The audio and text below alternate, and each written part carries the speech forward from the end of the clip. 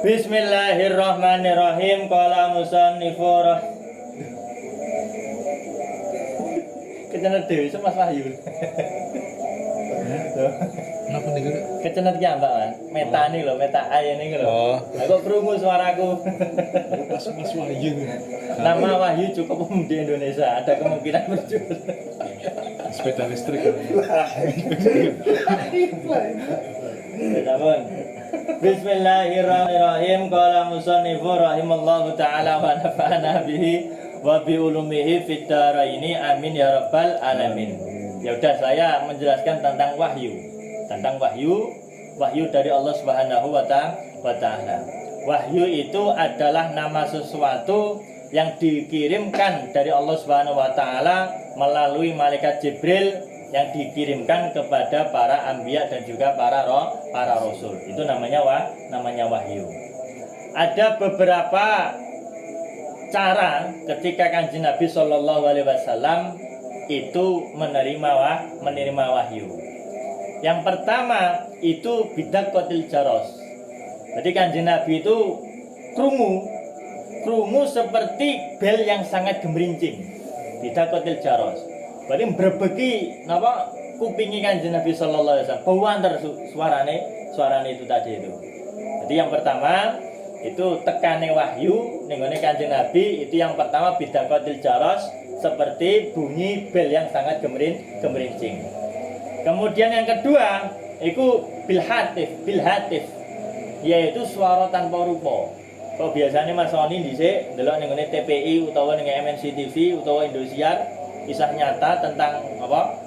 Tentang siluman-siluman ngono kuwi, ada suara tapi tanpa ana rupane, biasane ning hutan-hutan ngono kuwi. Ning TV-TV ngono iki lah, seperti itu.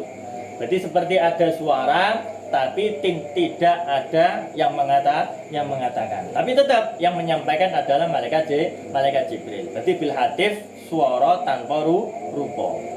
Kemudian yang ketiga yaitu dengan adanya malaikat yang ngimba dadi menungso. Jadi malaikat itu ngimba dadi menungso, menyerupai manusia, kemudian berbicara kepada Kanjeng Nabi Shallallahu Alaihi Wasallam, menyampaikan wahyu dari Allah yang disampaikan kepada Kanjeng Nabi Shallallahu Alaihi Wasallam. Jadi ono kalane krungu kaya suarane bel sing brebeki wong, kemudian yang kedua bil hatif, suara tanpa rupa, kemudian yang ketiga yaitu dengan cara malaikat ngimba dadi menungso dan dawuh Kanjeng Nabi Shallallahu Alaihi Wasallam. Yang mana wahyu itu sangat berat sekali. Bisikolin sangat berat sekali. Berarti suatu ketika itu Kanjeng Nabi ini itu sedang duduk bersama sahabatnya. Nah, ketepaan Mas Nabi ini numpangi pupune sahabate ning ngene pinggire. Ya kan? Berarti ditumpang nang ngene. Pupune Kanjeng Nabi ditumpang nang pupune sahabat sing liyane. Lah ketika itu Kanjeng Nabi Shallallahu Alaihi Wasallam menerima wahyu. Lah sahabat tadi itu kosel-kosel. Sangat kesakitan sekali. Mergo apa saking berate wahyu sing ditampani Kanjeng Nabi Shallallahu Alaihi Wasallam. Untunge sing nrimo Kanjeng Nabi. Kalau manusia biasa, manusia pada umumnya, meskipun profesor Eko Yadi tidak akan kuat. Kan orang arah kuat itu khusus Kanjeng Nabi Shallallahu Alaihi Wasallam. Mungkin sudah saya ceritakan bahwa kan Kanjeng Nabi kan 4 kali mengalami pembelahan dada. Berarti dodone dibelah, dodone disuwek karo malaikat. Nah itu 4 kali. Yang pertama ketika beliau fisigori, ketika beliau masih kecil, ketika beliau berada di asuhan Halimah As-Sa'diyah di Bani Sa'ad. Kanjeng Nabi ketika itu mungkin sekitar umur 5 atau 6 tahun. Ketika masih disusui kemudian dirawat oleh Halimah As-Sa'diyah. Nah ketika itu malaikat Jibril pertama kali mendatangi Kanjeng Nabi Shallallahu Alaihi Wasallam. Dan ternyata konangan oleh Sayyidah Halimah Sa'diyah, konangan wedi Kanjeng Nabi diapakno iki? Ngono apa-apa iki? Nah, maka kemudian karena ketakutan seperti tadi itu, karena terjadi pembelahan dada di depan mata Halimah Sa'diyah sendiri, akhirnya Kanjeng Nabi dikembalikan kepada orang tuanya. dikembalikan kepada ibunya Sayyidah Aminah dan juga kakeknya Syaibah atau biasa dikenal dengan Abdul Muthalib. Itu yang pertama. Kenapa yang pertama ini kok dilakukan? Tujuannya adalah Tujuannya adalah untuk membersihkan diri Kanjeng Nabi Shallallahu Alaihi Wasallam, ya kan? Yang mana di setiap hati manusia itu pasti ada celah, ya kan? Ada celah, ada tempat di situ bagian daripada setan. Setan pasti bisa menggoda orang tersebut. Lah, celah yang ada dalam diri Kanjeng Nabi itu dihilangkan oleh malaikat Jibril atas perintah dari Allah Subhanahu wa taala. Kemudian ditambahi ilman wa zuhdan wa imanan wa taqwan wa hilman wa rifqan, semuanya ditambahi oleh malaikat Jibril. Berarti fungsinya untuk membersihkan hatinya Kanjeng Nabi Sallallahu Alaihi Wasallam sehingga setan tidak bisa mendekat kepada Kanjeng Rasul, sehingga setan tidak bisa mempengaruhi Kanjeng Rasul Sallallahu Alaihi Wasallam. Loh Mas, nek saumpama ngono lah karuane kalau ketika diciptakan itu tanpa celah wae piye? Nah, itu tidak bisa. Itu ya bisa saja, tapi kan Allah Subhanahu wa taala ingin menunjukkan bahwa Allah Subhanahu wa taala ingin memuliakan, mengagungkan Kanjeng Nabi Shallallahu Alaihi Wasallam lewat tragedi peristiwa pembelahan dada tersebut. Itu yang pertama. Kemudian yang kedua, ketika Kanjeng Nabi murahik itu ketika akan mendekati usia balik, tepatnya ketika usia 10 tahun. Itu Kanjeng Nabi Shallallahu Alaihi Wasallam dibelah dadanya untuk kedua kalinya. Fungsinya apa? Tujuannya apa? Untuk meyakinkan dan juga untuk cara ngono ngekei ilman wa hilman wa rifqon kepada Kanjeng Nabi Sallallahu Alaihi Wasallam. Agar apa? Agar beliau tumbuh berkembang menjadi hamba yang soleh, tumbuh berkembang menjadi orang yang terpercaya, tumbuh berkembang menjadi orang yang memiliki akhlak yang baik, ilmu pengetahuan yang luas. Itu fungsinya ketika bil murahi, ketika beliau mendekati usia balik. Kemudian yang ketiga, yaitu ketika beliau akan menerima wahyu yang pertama kali, Iqra bismi rabbikal ladzi khalaq. Berarti ketika hampir mendekati usia 40 tahun. Tujuannya apa? Agar Kanjeng Nabi ini siap untuk menerima mandat sebagai Nabi dan Rasul, dan agar Kanjeng Nabi ini siap untuk menerima wahyu dari Allah Subhanahu Wa Taala, yang mana wahyu itu tidak bisa diterima oleh sembarang manusia. Ben awake kuat, ben siap jadi Nabi, dipersiapkan menjadi ulama, dipersiapkan menjadi ambiya, seperti itu. Itu pembelahan yang ketiga, ketika Kanjeng Nabi akan diangkat menjadi Nabi dan Rasul. Kemudian yang keempat, ketika Kanjeng Nabi Isra wal Mi'raj. Nah, ketika Isra Mi'raj, Kanjeng Nabi dibersihkan lagi dan tujuannya apa? Agar kuat dan juga agar bisa berhadapan dengan Allah Subhanahu wa taala. Cara ngono ape petuk Gusti Allah ben ora kaget, ben ora semaput, ben kuat tubuh Kanjeng Nabi Sallallahu Alaihi Wasallam, karena saking gedene nur cahaya dari Allah Subhanahu wa taala. Seperti itu. Wes sampun. Untuk dimasukin lagi.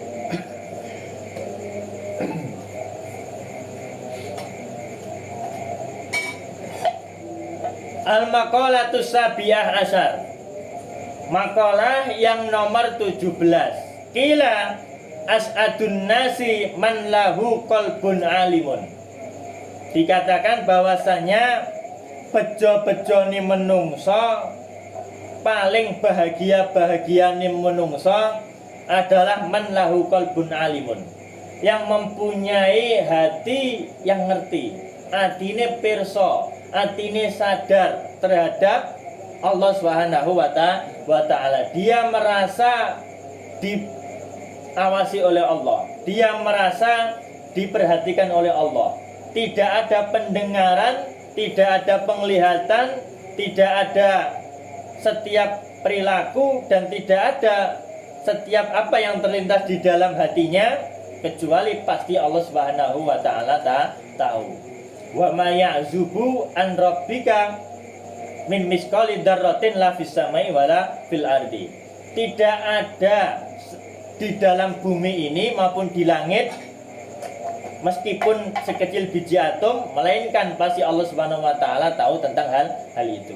Innallaha sami'un basir. Gusti Allah Maha mendengar dan juga Gusti Allah Maha melihat. Berarti kabeh itu Allah Subhanahu wa taala pirsa. Gusti Allah mengerti setiap apa yang perintah. Ketika kita tidak melakukan apa yang telah diwajibkannya, apa yang telah disunnahkannya, maka Allah Subhanahu wa taala pasti tahu. Nah, jangan sampai seperti itu. Akan tetapi Mas, terkadang kita itu kurang yakin terhadap Allah Subhanahu wa taala. Karena ilmu kita yang cetek, ilmu kita yang dasar, ilmu kita yang tidak mendalam, maka otomatis kita tidak akan merasa seperti itu. Al-ihsan ka'annaka tarahu, anta butullaha ka'annaka tarahu, fa ilam takun tarahu fa innahu yaraka. Berarti kamu beribadahlah kamu kepada Allah Subhanahu wa taala seakan-akan kamu melihatnya. Dan jikalau kamu ini tidak bisa melihat Allah, maka pasti Allah akan melihatmu. Berarti Mas Oni ini ketika melakukan ibadah kepada Allah, dia harus berkeyakinan bahwa Allah itu melihat apa yang dia lakukan saat itu. Tapi ketika Mas Oni tidak bisa membayangkan keberadaan Allah dan kehadiran Allah, maka yang dilakukan Mas Oni ini adalah dia harus keyakinan bahwa Allah Subhanahu wa taala melihat dia. La fis samai wala fil ardi. Tidak ada di bumi dan tidak ada di langit meskipun sekecil biji atom, kecuali melainkan Allah Subhanahu wa taala pasti mengetahui sesuatu tersebut. Ngerasa diawasi karo Gusti Allah. Nek uang Mas, Mbak ya.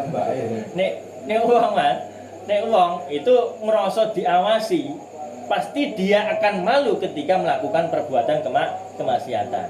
Contoh, Mas Sony iki HP-ne ndelok apa? Ndelok ora. Ndelok Instagram sing isine tante-tante Korea. Tante-tante Korea. Tobrut. Aku lho Mas, ngerti tobrut iku teko iki. Lho tenan apa tobrut iku? Apa Tobat brutal. tobat brutal? Yeah. Masa tobat brutal? Iya, itu sing versi apa ya? Versi APM. Apa ya tobat aku lali kok. Tapi intinya ngono kayak ngono kuwi. Tanglet Mas. Sing golek peon. Aku boten ngertos, Bro. Tobrut. Kayak cah niku ono, paham senengane tobrut. Apa tobrut? Paham seneng tobrut. Apa tobrut? Saya tidak tahu. Terus saya cari di Google tobrut. Oh, ternyata seperti itu.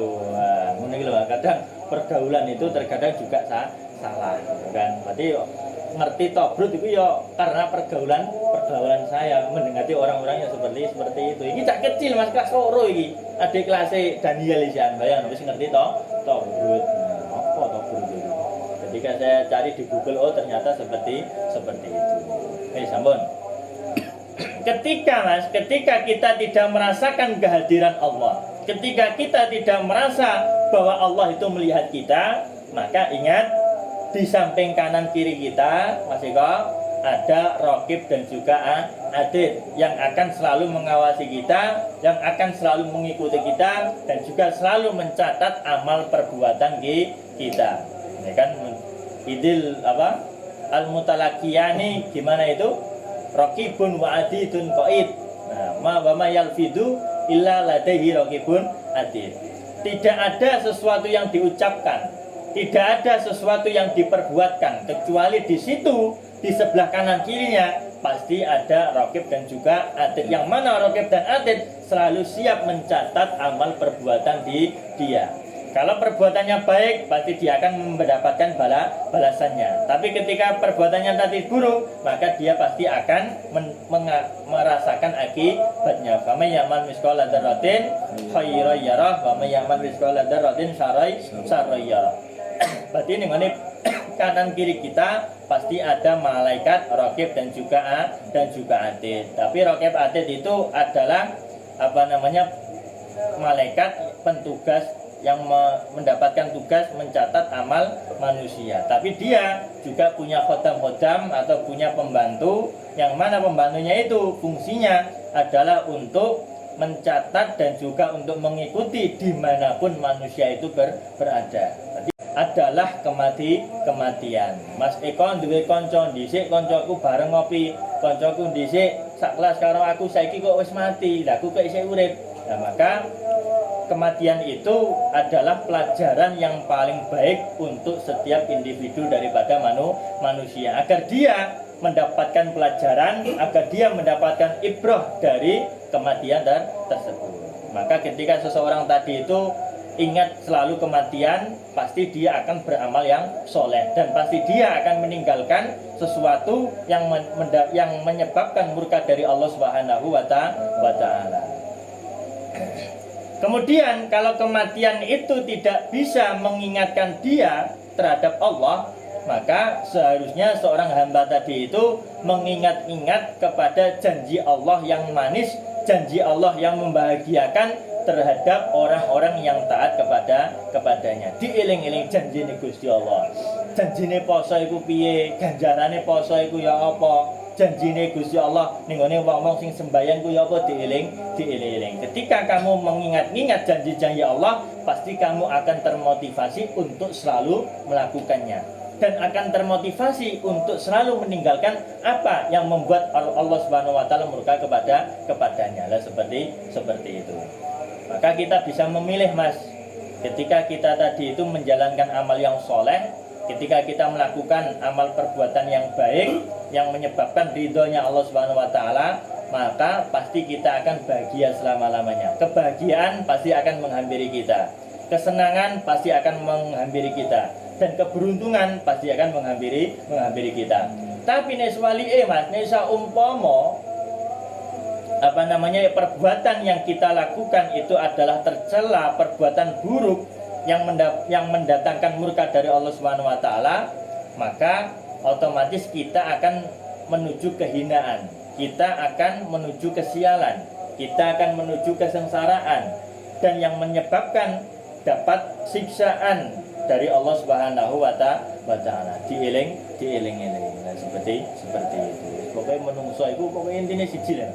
Pokoknya intinya menungso kan amar ma'ruf nahi mungkar.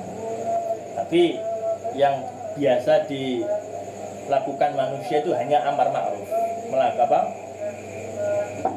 menganjurkan atau mengingatkan seseorang agar berbuat kebaikan. Tapi kalau nahi mungkar, nah, seperti Habibana Muhammad Rizik, imam besar kita, guru kita, Habibana Muhammad Rizik, kemudian Habib bin Semit, Habib bin Semit, kemudian Habib Muhammad Hanif bin Abdurrahman Al-Atas. Nah, nahi mungkar. Kenapa? Karena nahi mungkar itu sangat beresiko sekali. Kenapa? Karena pasti orang yang nahi mungkar pasti dia akan dimusuhi oleh manusia. Dakwah kok ngono, ya kan? Dakwah kok ngono. Ngilingno wong kok kaya ngono. Adabe kok kaya ngono. Lambene kok kaya ngono. Nah, nek terus Mas Wahyu tadi, prinsip dakwah itu apa, Mas? Prinsip dakwah itu merangkul bukan memukul. Prinsip dakwah itu dengan kelembutan, bukan dengan keributan. Jadi bil mauidhah al hasanah, bukan paidu kasana, Nek guyonane guruku, Mas, paidu kasana iku piye?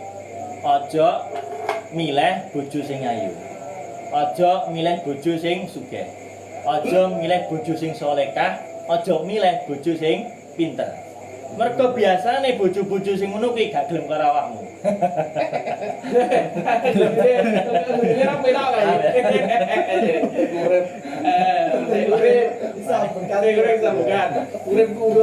Paidu kasana. Katanya guru saya. Baik, sampun. Kemudian berarti rumangsa awake dhewe iki diwasi karo Gusti Allah. Nek ngerti nek diwasi Gusti Allah, berarti ketika kita melakukan perbuatan kemaksiatan yang menyebabkan murka Allah pasti akan izin, pasti akan malu. Ketika izin dan malu pasti lama-kelamaan sedikit demi sedikit dia akan menjauhi sesuatu tersebut. Kemudian wa badanin sabirin, termasuk paling bejo-bejone menungso, paling bahagia-bahagiane menungso iku badanin sabirin. Itu apa? Mempunyai badan, mempunyai anggota tubuh sabir yang sabar. Ala ta'ah wal marazi. Sabar nglakoni ketaatan ning ngene Gusti Allah Subhanahu wa taala. Sakjane ya kabeh wong aras-arasen Mas. Kaya Mas Eko sendiri pun sakjane traweh aras-arasen. Nah, wetenge wis bek panganan, bek es teler, yang mana ganjarannya tadi itu, pahalanya tadi itu akan dilipat gandakan oleh Allah Subhanahu wa taala seperti pahala salat fardu, meskipun itu adalah pahala sunnah. Jadi saking gedene janji-janjine Gusti Allah, ganjaran sing dikekno Gusti Allah ning bulan Ramadan, maka malas aras-arasen itu hilang seketika. Kenapa? Ingat terhadap janji-janji Allah Subhanahu wa taala. Sabar ngelakoni ketaatan. Kan sabar ngelakoni ketaatan. Kenapa? Karena kita di dunia ini hidup hanya sementara, tidak selama-lamanya. Ngempet sik, dimpet sik, terus wayahe sembayang ya sembayang, wayahe poso ya poso, wayahe zakat ya zakat. Nah, seperti itu. Berarti cara ngono apa jenenge kudu sabar ngelakoni ketaatan sing diwajibno kali Gusti Allah Subhanahu wa taala. Kenapa Mas? Karena ketaatan itu yang kita tidak tahu alamat rezeki kita, tapi rezeki kita pasti tahu alamat kita. Kenapa? Karena semuanya itu tidak akan meleset, semuanya itu tidak akan salah alamat, tepat sasaran. Mas Saul ditakdirno Gusti Allah duwe mobil, ditakdirno duwe toko gede, iku wis dinakdir teko Gusti Allah Subhanahu wa taala. Mas Endi ya kan duwe musola, duwe langgar sing dienggo ngaji, sing dienggo sembayang, itu juga tinakdir teko Gusti Allah Subhanahu wa taala. Mas Eko duwe ternak, duwe santri juga itu juga tinakdir teko Gusti Allah Subhanahu wa taala. Pokoknya yang penting syukur itu loh Mas. Yang penting syukur.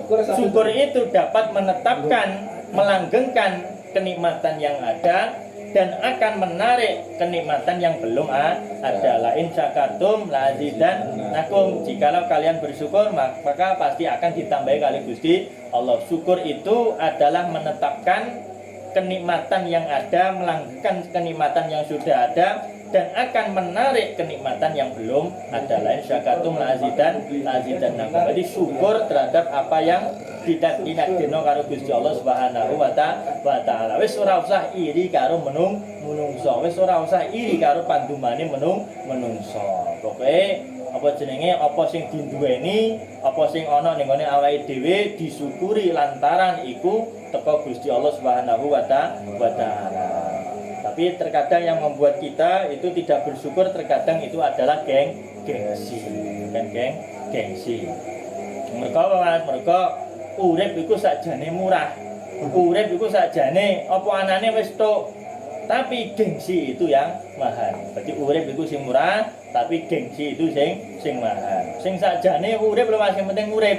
Nek jere Mas Soni sing penting urip, mangan sego tok ya urip, ya kan? Ora usah kok njaluk rawon, ora usah njaluk sate, ora usah njaluk pempek cak to. Nah, itu itu gengsi, ya kan? Gengsi itu mahal. Nah, sajane wong wedok ya ngono, sajane sabunan pelok iki lho, sabun kodok utawa sabunan apa Mas? Gift, ya kan sing 2.500 wis cukup. Ora usah hand bodingan ya ora apa-apa, ora usah wedakan ya ora apa-apa, ora usah genjonan ya ora apa-apa. Berarti urip itu murah, tapi sing larang itu gengsi. Jadi sampean juga harus bisa membedakan antara keinginan dan juga kebutuhan. Jadi qanaah neriman apa sing dinakdir karo Gusti Allah Subhanahu wa taala. Baik, sampun. Kemudian satu kali lagi, al-maqalatus saminata asyar, makalah yang nomor 18, yaitu innama halaka min halaki qablikum bisalasi hisolin. 3 perkara yang menyebabkan rusaknya umat-umat terdahulu.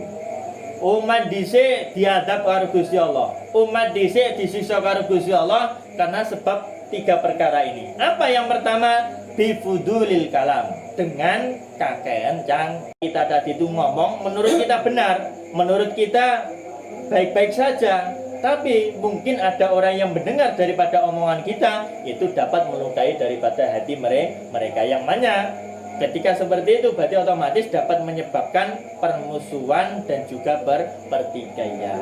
Maneka nek iso ya dadi wong sing meneng, ya kan iso dadi wong sing meneng. Kayak Gusti niku ora tau gumbul menungso, ya ora tau ngomong karo menungso. Ning ngene omah dalam satu sisi ada kebaikan, dalam satu sisi juga terkadang juga pandangan orang-orang juga beda, ya kan? Dalam sisi kebaikan, dalam satu sisi beliau tidak pernah menyakiti hati manusia. Dia juga tidak pernah berinteraksi dengan manusia, betul otomatis tidak dapat melukai daripada hati manusia. Ngomongane gak tau ngelano atine menungso, kelakuannya ya ora tau nggari atine menungso gelo. Dalam satu sisi seperti itu. Tapi dalam satu sisi bermasyarakatnya kurang, interaksi sosial dengan masyarakat itu kurang. Nah, seperti itu. Yo kabeh iku ana plus karo minus. Kemudian yang kedua, fudulu to'am, kaken mangan, kaken badok. Ijirin patiwa ya kaken badok. Wa huwa ma la yaknihi alat dini. Yang mana kaken mangan, kaken ngombe, kaken badok itu tidak ada kebaikan dalam sisi agamanya. Kenapa?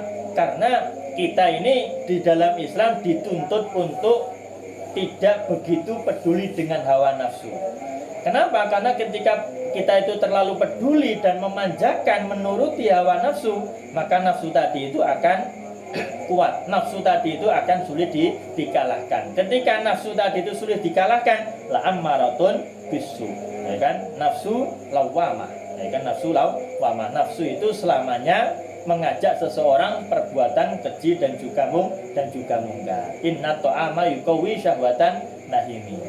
Berarti panganan itu iso ndadekno kuwate hawa nafsu. Makanya itu sampean saya sendiri, tapi aku lemu sungan tidak. Jadi kebanyakan makan itu. Jadi seret mergo turu pas nalika isu. Pandumane Gusti Allah didumno pas nalika isu. Lah sampean ana wong ngandum-andum malah turu. Itu terus mbayang itu. Ya, beliau juga mengatakan, aku iki kawit ning gone langitan, ya kan, kawit nyantri ning gone langitan, alhamdulillah sampai sepuh iki, sampai tua umur swidak iki, aku ora tahu turu bar subuh meskipun loro, gak tahu tak gawe turu pas nalika srengenge wis munggah, srengenge wis munjuk. Nah, seperti itu. Jadi ini iso apa jenenge nek bar subuh iku aja sampai turu. Jadi gua apinan Mas gak apa-apa, wis aja sampai itu. Mereka biasanya ngene kan. Kadang saya juga seperti itu. Kadang nek tanggo maca Quran, tanggo wiridan iku ngantung tombone apa HP. Ya kan tombone ya, HP ndeloki statuse Mas Sony, ya kan sing maidu alami apa alane iku. Dulu Mas Paul. Lah story ini Mas Paul sing apa semangat bekerja, story karo anake. Bareng ngono sapa jenenge? Story ini Mas Eko, ya kan ngene sawan, Daud, terus. Story ini apa? Mas Irul, info-info terbaru masa kini, seperti itu. Story Mas Bayu dakwah-dakwah biasanya. Ya Mas saya di mobil-mobil biasanya. Bos saya sudah tahu biasanya. Berarti 3 perkara yang dapat menyebabkan rusaknya umat-umat terdahulu. Yang pertama, kakean ngomong, kedua kakean mangan, yang nomor 3 kakean turu. Wallahu a'lam bishawab. Subhanakallahumma wa bihamdika asyhadu an la ilaha illa anta astaghfiruka wa atubu ilaik. Subhana rabbika rabbil izzati amma yasifun wa salamun alal mursalin walhamdulillahi rabbil alamin. Assalamualaikum warahmatullahi wabarakatuh.